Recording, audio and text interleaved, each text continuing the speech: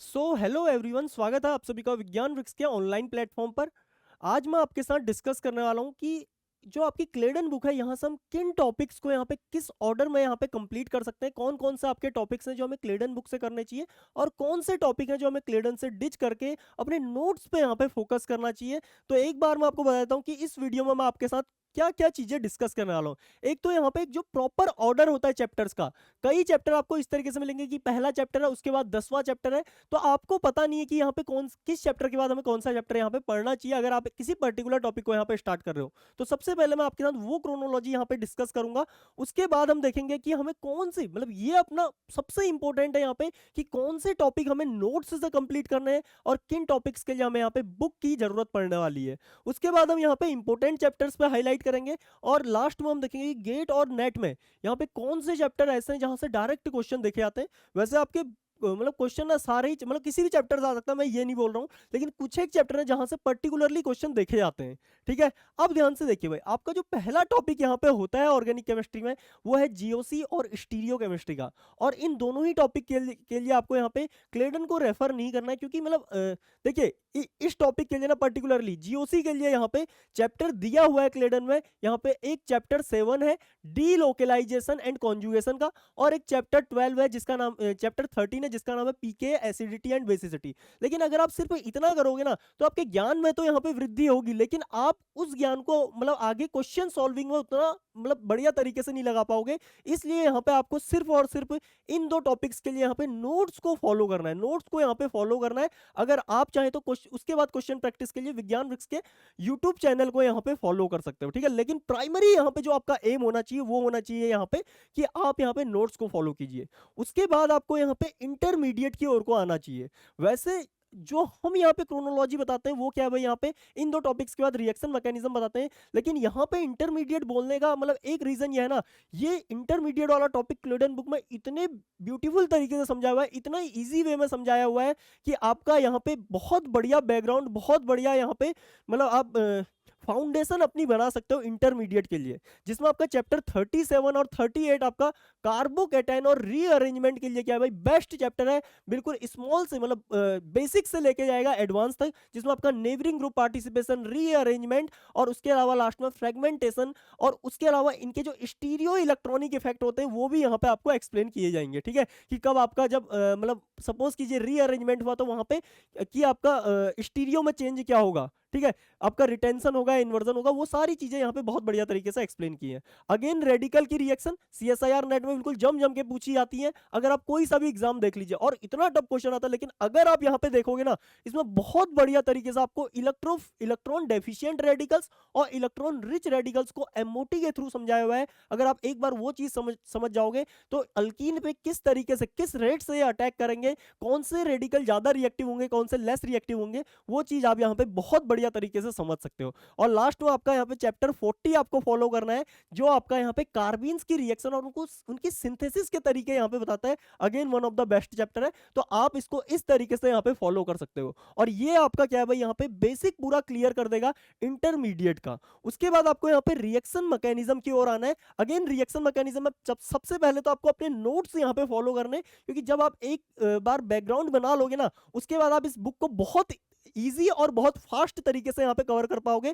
सबसे पहला जो आपको यहाँ पे टॉपिक करना है वो आपका चैप्टर 17, जो कि यहाँ पे आपका सब्स्टिट्यूशन न्यूक्लियोफिलिक रिएक्शंस की बातें करता है, एसएन रिएक्शंस की बातें करता है एलिफेटिक यानी कि sp3 कार्बन पे। ठीक है, उसके बाद आपको यहाँ पे एलिमिनेशन देखना है, और एलिमिनेशन में अगेन आपको मतलब जो स्टीरियो इलेक्ट्रॉनिक इफेक्ट है, मतलब यहाँ पे ओरिएंटेशन का बहुत इंपॉर्टेंट रोल होता है। इसलिए पहले आपको स्टीरियो केमिस्ट्री वगैरह करके यहाँ पे आना है। और स्टीरियो केमिस्ट्री के लिए मैंने अगेन बोला अपने नोट्स पे स्टिक रहिए, क्योंकि क्लेडन में अगर आप करने जाओगे ना, एक तो आपका बहुत टाइम वेस्ट होगा, और उतना ज्यादा जो रिक्वायरमेंट है एग्जाम की वो सारा का सारा उसमें कवर नहीं है। ठीक है, तो इसके बाद आपको यहाँ पे इलेक्ट्रोफिलिक सब्स्टिट्यूशन, सॉरी ये तो आपका क्या है भाई, यहाँ पे अल्कीन पे इलेक्ट्रोफिलिक जो एडिशन होती है वो यहाँ पे है। और ये टॉपिक हम मेनली यहाँ पे कहाँ पे कवर कराते हैं भाई, रिएजेंट में कवर कराते हैं। तो यहाँ पे आपके कुछ रिएजेंट यहाँ पे कवर हो जाएंगे। उसके बाद यहाँ पे electrophilic aromatic substitution, again important part है रिएक्शन मैकेनिज्म का, तो ये आपको यहाँ पे से देख लेना है। इसमें आपको बहुत बेसिक और लेकिन आपका एक क्या है फाउंडेशन रेडी हो जाएगा, लेकिन दिस इज नॉट सफिशियंट, इसलिए आपको यहाँ पे नोट्स को भी इसके लिए रेफर करना है। ठीक है, अब ध्यान से देखिए, इसके बाद ये दो जो चैप्टर है ना, electro electrophilic addition on alkenes, और उसके अलावा कीमो सेलेक्टिविटी वाला टॉपिक ये आपका क्या है भाई यहाँ पे अगेन रिएजेंट में हम यहाँ पे कवर करेंगे, लेकिन आपको ये यहाँ पे मतलब बहुत बढ़िया तरीके से कीमो सेलेक्टिविटी का मतलब क्या होता है देखिए मैं आपको बताता हूँ। कहीं पे आपके क्या है भाई दो फंक्शनल ग्रुप दिए हुए हैं, सपोज कीजिए आपको क्या है भाई दो फंक्शनल ग्रुप दिए हुए हैं इस तरीके से, ठीक है, यहाँ पे आपका डबल बॉन्ड ओ है और यहाँ पे आपका डबल बॉन्ड ओ है इस तरीके से। अब ध्यान से देखिए आपने क्या किया भाई, इसमें यहाँ पे कोई reducing hydride based reducing reagent डाला और उसने सेलेक्टिवली क्या किया भाई इस कार्बोनिलिक सेंटर को यहाँ पे रिड्यूस किया। तो इसका मतलब क्या है भाई उसने दो फंक्शनल ग्रुप्स में से किसी एक पर्टिकुलर फंक्शनल ग्रुप को यहाँ पे सेलेक्ट किया है, मतलब किसी एक पर्टिकुलर फंक्शनल ग्रुप पे रिएक्शन की है। तो यही क्या होती है भाई यहाँ पे कीमो सेलेक्टिविटी है, और यहाँ पे जो कीमो सेलेक्टिविटी आ रही है वो है यहाँ पे इस स्टेरिक हिंड्रेंस के बेसिस पे। इसी तरीके से आपकी स्टेरिक बेस्ड क्या होते हैं भाई कीमो सेलेक्टिविटी आती है, उसके अलावा इलेक्ट्रॉनिक कीमो सेलेक्टिविटी आती है। वो सब आपको यहाँ वो सारी चीजें आपको यहाँ पे डिटेल तरीके से एक्सप्लेन की हुई है। उसके अलावा आपके जो डिफरेंट फंक्शनल ग्रुप है उनमें रिएक्टिविटी किस तरीके से आती है, रिजियो केमिस्ट्री किस तरीके से हम सेलेक्ट करते हैं जब कोई भी रिएजेंट का हम यहाँ पे एडिशन करते हैं किसी भी पर्टिकुलर सबस्ट्रेट पे, तो वहां पे जो ट्रांसफॉर्मेशन है ना वो क्यों हो रहे हैं और पर्टिकुलरली इसी फंक्शनल ग्रुप पे क्यों हो रहे हैं, वो सारी चीजें आपको इस चैप्टर 24 में यहाँ पे जो कि कीमो सेलेक्टिविटी एंड क्या है भाई यहाँ पे सेलेक्टिव रिएक्शंस एंड प्रोडक्ट, ये मेनली प्रोडक्शन ग्रुप के बारे में भी आपको यहाँ पे बताएगा। ठीक है, यहाँ पे कुछ एक चीज मिसिंग है भाई, यहाँ पे थोड़ा सा कुछ मिस हो गया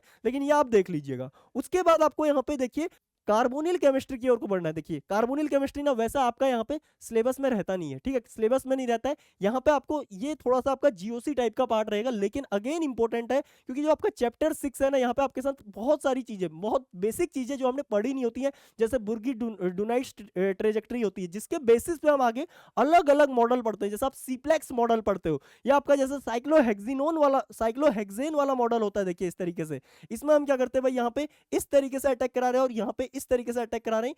ये जो एंगल है यहाँ पे 107 डिग्री का बोला जाता है।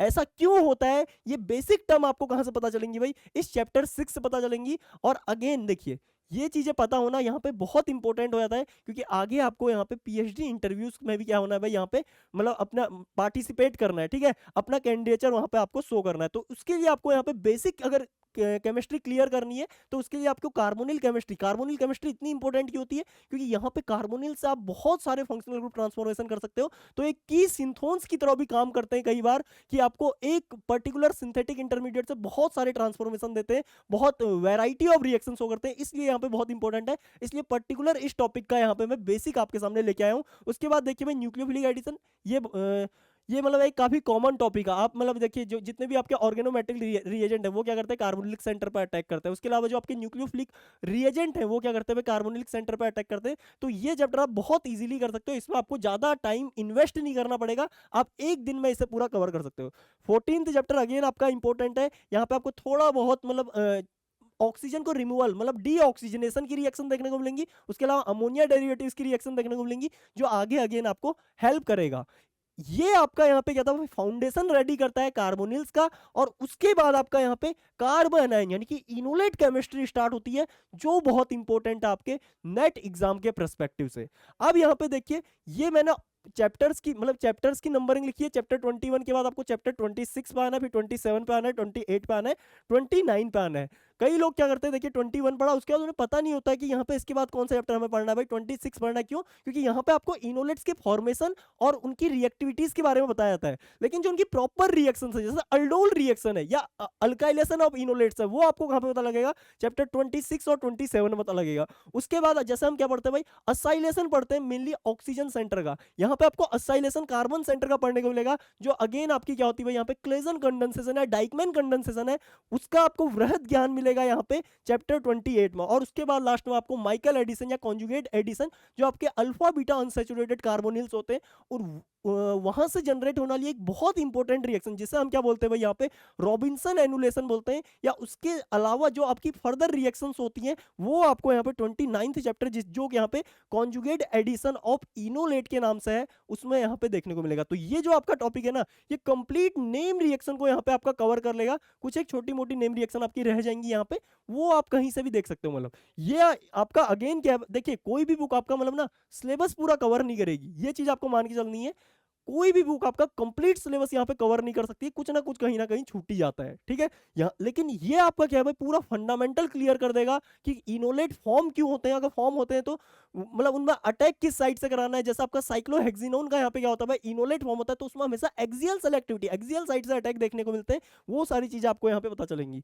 इसके बाद आपका यहाँ पे मैं आपको बहुत इंपॉर्टेंट चैप्टर जो CSIR नेट के लिए होते हैं वो बताऊंगा, लेकिन उससे पहले आपको यहाँ पे मैं बता देता हूँ कि विज्ञान वृक्ष से आप यहाँ पे IIT जैम, IIT गेट और CSIR नेट के कोर्सेज को अवेल कर सकते हो मिनिमम अफोर्डेबल प्राइजेस पे। और अगर आपको यहाँ पे कोई भी क्वेरी आती है कोर्सेज के रिगार्डिंग तो आप इन नंबर्स पे यहाँ पे कांटेक्ट भी कर सकते हो, ठीक है। कोर्सेज आपको लाइव और रिकॉर्डेड दोनों फॉर्म्स में यहाँ पे अवेलेबल होते हैं। उसके अलावा अगर कोई बंदा अपना यहाँ पे क्या करना चाहता है भाई, यहाँ पे इंडिविजुअल कोर्स बाय करना चाहता है, अगर किसी की फिजिकल वीक है वो फिजिकल पे यहाँ पे फोकस करना चाहता है तो फिजिकल का यहाँ पे इंडिविजुअल कोर्स बाय कर सकता है। अगर कोई ऑर्गेनिक या इनऑर्गेनिक का बाय करना चाहता है, किसी को अपना मतलब यहाँ पे फोकस करना है इनऑर्गेनिक या ऑर्गेनिक पे, तो वो सेपरेट कोर्सेज भी यहाँ पे बाय कर सकता है विज्ञान वृक्ष ऐप से। और अगर आपने अभी तक ऐप डाउनलोड नहीं किया तो आप प्ले स्टोर पे जाके इस तरीके का आइकन देखेंगे विज्ञान वृक्ष का, इसको आप वहां पे डाउनलोड कर सकते हैं, ठीक है।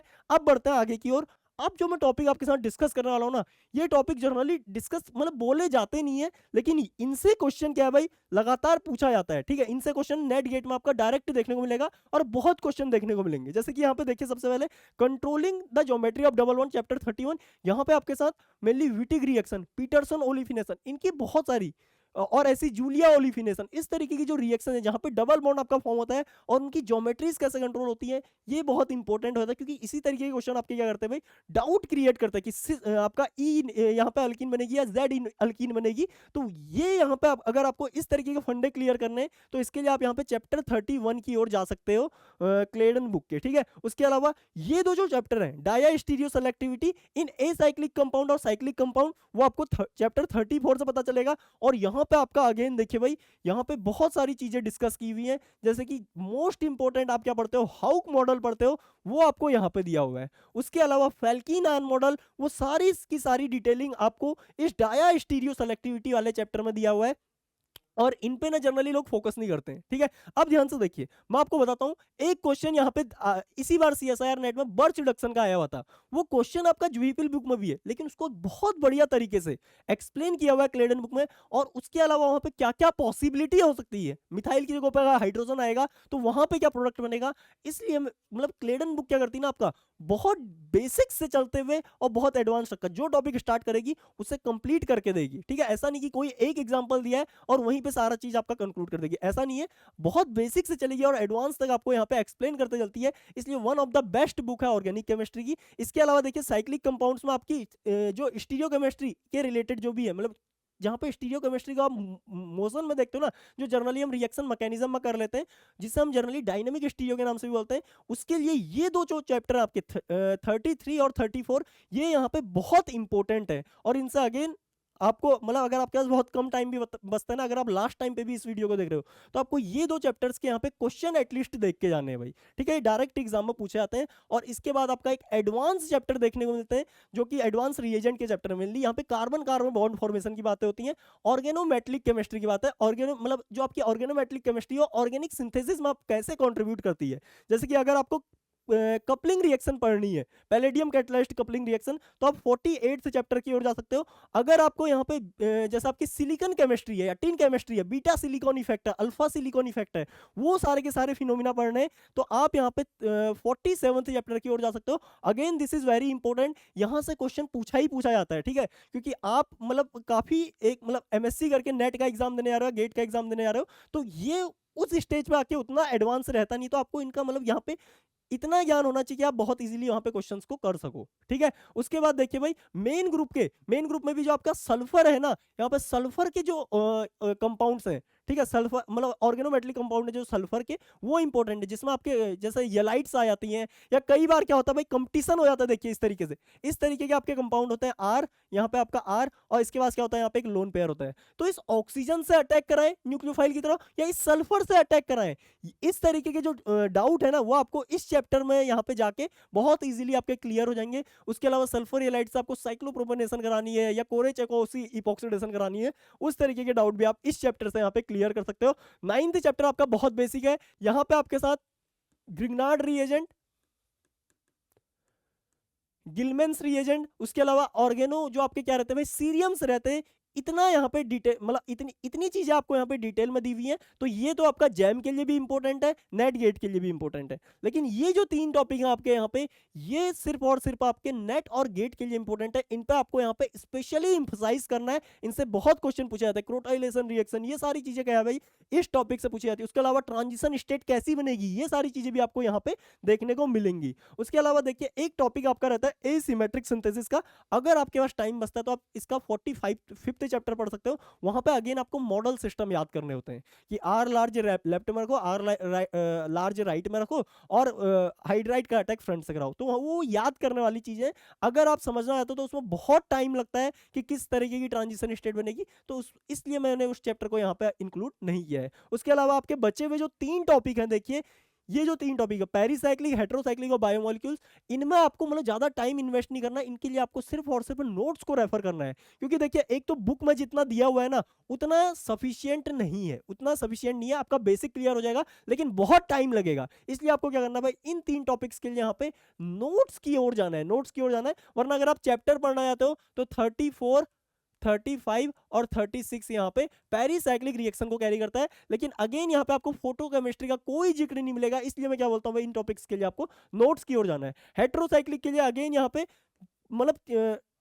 यहाँ पे 30th चैप्टर और 29th चैप्टर, इसमें क्या है भाई, आपका यहाँ पे हेटेरोसाइक्लिक केमिस्ट्री दी हुई है। उसके अलावा उसके बाद अगेन 41 और 42 आई थिंक, इसमें क्या है भाई, हेटेरोसाइक्लिक दिया हुआ है। उसके अलावा 43 भी आपका हेटेरोसाइक्लिक का है। तो अगर आप 5 चैप्टर यहाँ पे हेटेरोसाइक्लिक के करोगे ना तो आपका टाइम निकल जाएगा। इसलिए अगेन इस टॉपिक के लिए भी आपको यहाँ पे सिर्फ और सिर्फ नोट्स की ओर को जाना है। और लास्ट में बायोमोलिक्यूल्स 20 पेजेस का टॉपिक होता है और आपको मार्क्स देके जाता है। इसलिए आपको इस टॉपिक में भी ज्यादा टाइम इन्वेस्ट नहीं करना, बुक की ओर जाके नोट्स को कीजिए और मार्क्स गेन कीजिए। हमें मतलब ना बहुत ज्यादा मतलब ज्ञान बटोरना नहीं है, हमें सिर्फ इतना ज्ञान बटोरना कि हमारे क्वेश्चन क्या है भाई एग्जाम में यहाँ पे हो जाएं। ठीक है, तो इसी के साथ मैं क्या करता हूँ भाई, आज का यहाँ पे सेशन एंड करता हूँ। लेकिन एंड करने के साथ साथ मैं चीजें कंक्लूड कर देता हूँ कि यहाँ पे क्लेडन बुक से आप क्या क्या कर सकते हो भाई, आपका नेम रिएक्शन वाला टॉपिक काफी बढ़िया तरीके से कर सकते हो। उसके अलावा रिएजेंट और यहाँ पे आपका रिएक्शन मैकेनिज्म और यहाँ पे डायनेमिक स्टीरियो का जो टॉपिक है वो यहाँ पे आप काफी बढ़िया तरीके से कर सकते हो। और यही जो 4 टॉपिक है ना मिलके बनाते हैं ऑर्गेनिक सिंथेसिस का पार्ट। तो इन टोटल यहाँ पे आप ऑर्गेनिक सिंथेसिस का जो पार्ट है वो यहाँ पे काफी बढ़िया कर सकते हो क्लेडन बुक से। ओके गाइज, अगर आपको सेशन पसंद आए तो आप वीडियो को लाइक और शेयर जरूर करें। ओके, और अगर कोई फीडबैक हो तो आप कमेंट बॉक्स में डालिएगा। Okay, bye.